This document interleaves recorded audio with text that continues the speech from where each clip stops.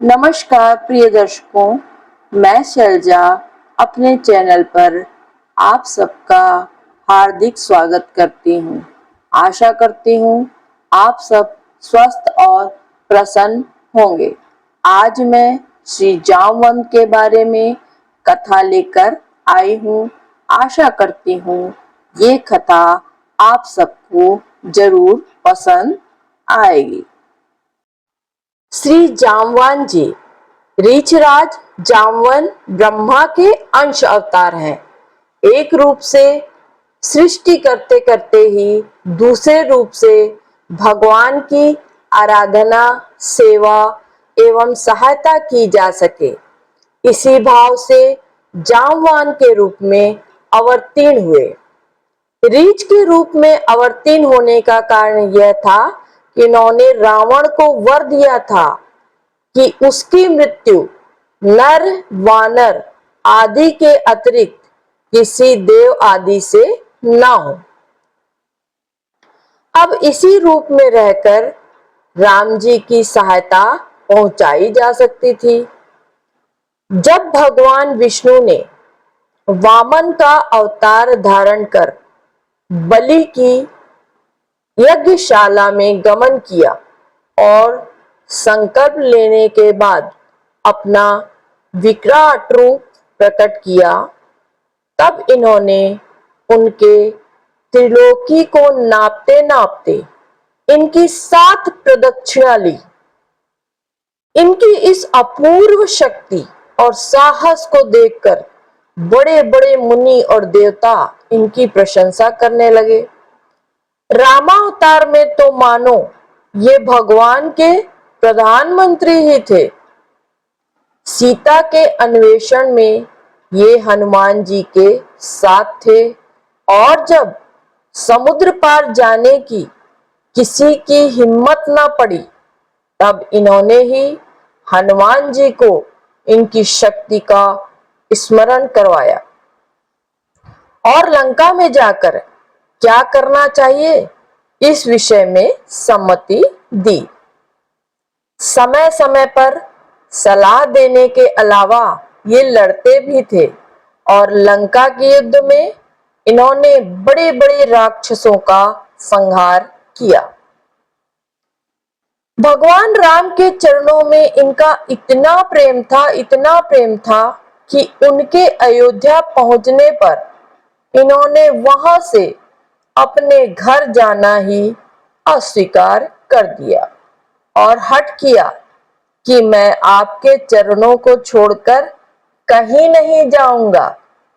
जब तक भगवान राम ने द्वापर में आकर दर्शन देने की प्रतिज्ञा नहीं की, तब तक ये अपने हठ पर ही अड़े रहे। अंततः उनकी आज्ञा मानकर अपने घर आए और नित्य भगवान की प्रतीक्षा में उन्हीं का चिंतन स्मरण करते हुए अपना जीवन व्यतीत करने लगे। अब जब द्वापर युग में श्री कृष्ण अवतार हुआ, तो उस समय द्वारका के एक यदुवंशी सत्राजित ने सूर्य की उपासना कर स्यमंतक मणि प्राप्त कर ली। एक दिन स्यमंतक मणि को पहनकर उनका छोटा भाई प्रसेन जंगल में गया हुआ था।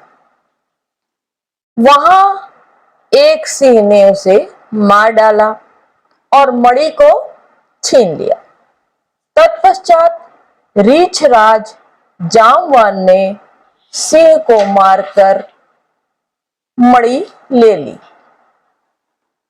इधर द्वारका में कानों कान यह बात फैलने लगी कि श्री कृष्ण उस मणि को चाहते थे और उन्होंने ही प्रसेन को मारकर मणि को लिया होगा। यह बात भगवान ने भी सुनी। यद्यपि लोक दृष्टि से तो भगवान ने कलंक के परिमार्जन और मणि के अन्वेषण के लिए ही यात्रा की, परंतु वास्तव में बात यह थी कि उन्हें अपने बहुत पुराने भक्त जामवान को दर्शन देकर कृतार्थ करना था, और जिनका एक एक क्षण बड़ी व्याकुलता के साथ भगवान की प्रतीक्षा में ही बीत रहा था। हाँ, तो भगवान कृष्ण जामवान के घर पहुंच गए। उस समय उनका पुत्र मणि के साथ खेलता हुआ पालने में झूल रहा था। अपरिचित मनुष्य को देखकर वह रोने लग गया और मणि की ओर भगवान की दृष्टि देखकर उसकी धाई भी चिल्ला उठी। अब जामवान आए। भगवान को इस रूप में देख के वे पहचान नहीं पाए। भगवान की ही कुछ ऐसी लीला थी। अब दोनों में घमासान युद्ध हुआ, बड़ा घमासान युद्ध हुआ।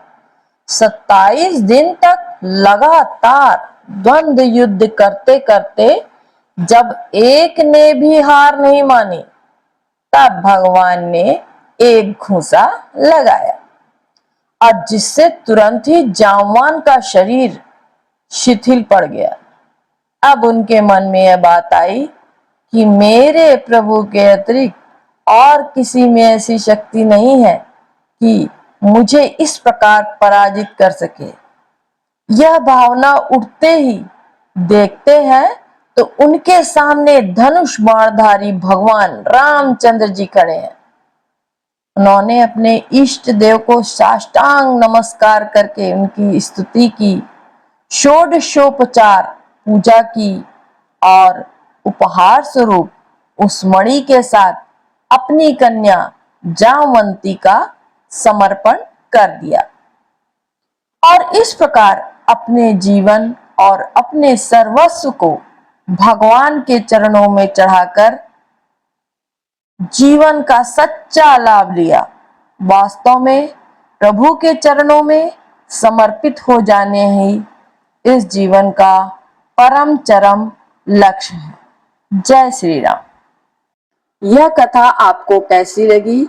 आशा करती हूँ अच्छी लगी होगी, और अगर अच्छी लगी है तो लाइक, शेयर और कमेंट जरूर करिएगा और अपना भरपूर प्रेम इस वीडियो को दीजिएगा।